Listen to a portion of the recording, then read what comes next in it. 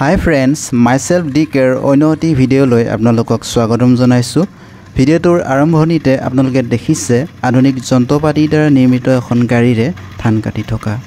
গাড়ীখনে একে সময়তে ধান গছবোৰ কাটি অনাৰ লগতে ধান গুটিবোৰ ধান গছৰ পৰা পৃথক কৰি দিয়ে।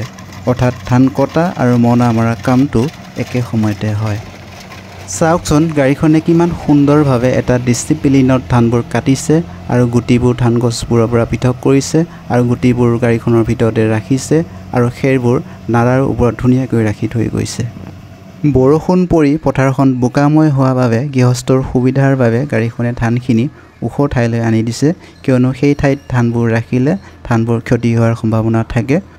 ওখ ঠাইখিনিত আপোনালোকে এখন ট্ৰেক্টৰ দেখিছে আৰু ট্ৰেক্টৰখনৰ ট্ৰেইলাৰৰ ওপৰত সেই মেচিনটোৱে ধানখিনি ধুনীয়াকৈ পেলাই দিব আৰু তাৰ পিছত ট্ৰেক্টৰখনে সেই ধানখিনি নি গৃহস্থৰ চোতালত দাঙি দিব আৰু এনেকৈ খুব কম সময়ৰ ভিতৰতে গৃহস্থৰে ধানবোৰ নিজৰ চোতালত পাব। গাড়ীখনে 1 বিঘা মাটিৰ ধান কাটিলে আমাৰ ইয়াতে 2500 টকা লয়। আপোনালোকৰ ফালে কিমান লয় পাৰিলে কমেণ্টত জনাব। এতিয়া আহিছো ভিডিওটো বনোৱাৰ মেইন উদ্দেশ্যলৈ। চাওকচোন, যদি 1 বিঘা মাটিৰ ধান কাটিবৰ বাবে গাড়ীখনক আধা ঘণ্টা সময় লাগে, তেন্তে দিনটোৰ 12 ঘণ্টাৰ ভিতৰত গাড়ীখনে অতি কমেও 20 বিঘা মাটি ধান কাটি দিব পাৰে।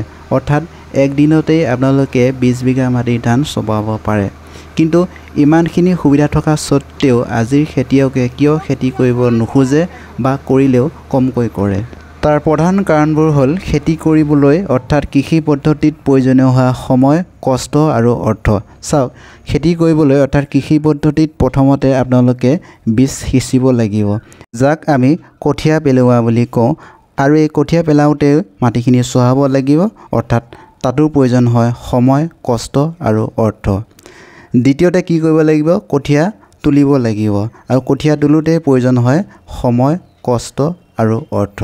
তৃতীয়তে আপোনালোকে বহলভাৱে খেতি কৰিবলৈ মাটি চহাব লাগিব, গৰুৰ দ্বাৰা হওক, সৰু ট্ৰেক্টৰে হওক বা ডাঙৰ ট্ৰেক্টৰে হওক, আৰু এইখিনি কৰোঁতেও আপোনালোকক প্ৰয়োজন হয় সময়, কষ্ট আৰু অৰ্থ।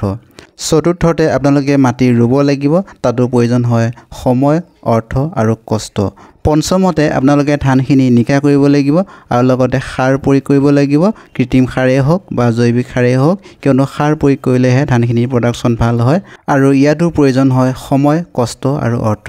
আৰু পিছত যেতিয়া 3-4 মাহৰ পিছত ধানখিনি পকিব আৰু কটাৰ সময়ত কেতিয়াবা আহে বানপানী, কেতিয়াবা আহে ধুমুহা আৰু কেতিয়াবা আহে প্ৰচণ্ড ৰ'দ।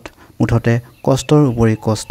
আৰু এই খেতি চপোৱাৰ সময়খিনিতে খেতিয়কে অলপ বিৰক্তি অনুভৱ কৰে, কিয়নো বহুতো কষ্ট, অৰ্থ আৰু সময় দি যদি খেতিয়কে ধান ভালদৰে চপাব নোৱাৰে আৰু চপোৱাৰ পিছত খেতিয়কে যেতিয়া ধানৰ উচিত মূল্য নাপায়, তেতিয়া পিছৰ বছৰ আৰু খেতি কৰিবলৈ মন কৰিব নোখোজে। বহুতো খেতিয়কে হয়তো ঘৰ এৰি বাহিৰৰ কোম্পানীত কাম কৰিবলৈ যায়।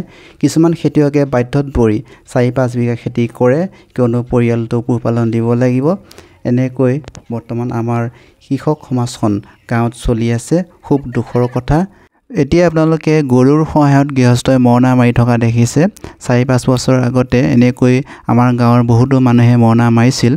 আজিকালি বাৰু গৰুৰ সহায়ত এনেকৈ মৰণা নামাৰে, প্ৰায়ভাগে এনেকৈ পথাৰৰ পৰা ট্ৰেক্টৰৰ সহায়ত ধানবোৰ কঢ়িয়াই আনে আৰু শেষত অতি কম সময়ৰ ভিতৰতে মেচিনৰ দ্বাৰা আজিকালি যিহেতু ওলাইছে, আপোনালোকক দেখাইছোঁ বাৰু সেই দৃশ্যখিনি।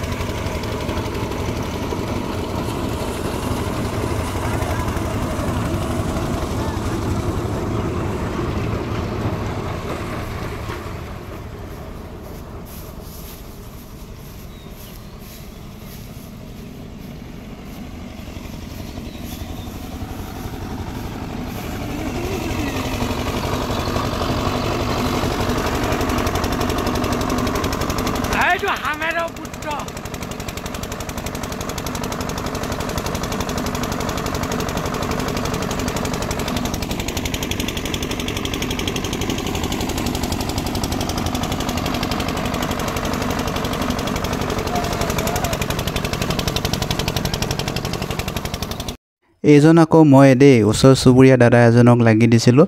আমি এনেদৰে পথাৰৰ পৰা ধানবোৰ কঢ়িয়াওঁ। যদি ভিডিঅ'টো চাই ভাল পাইছে তেনেহ'লে লাইক শ্বেয়াৰ কমেণ্ট কৰিব আৰু লগতে আমাৰ চেনেলটো ছাবস্ক্ৰাইব কৰিব। আজিলৈ এৰিছোঁ, বাই।